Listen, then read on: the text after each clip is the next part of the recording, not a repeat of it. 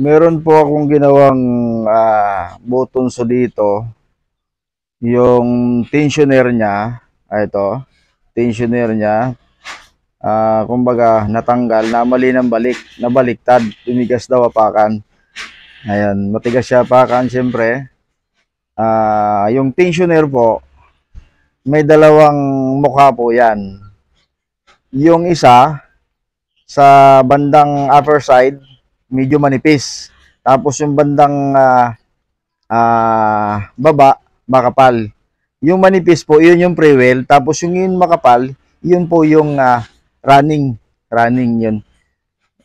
Para sa lining. So, ayan, namali lang po at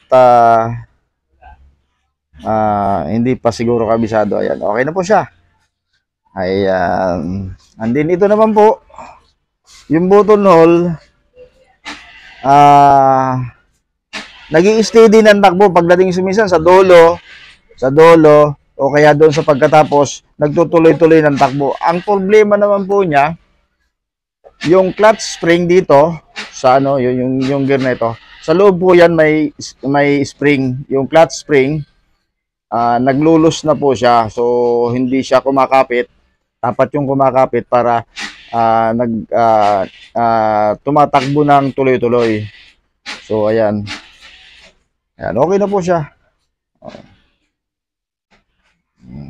Ayan. Magandang hapon muli and God bless everyone. Okay.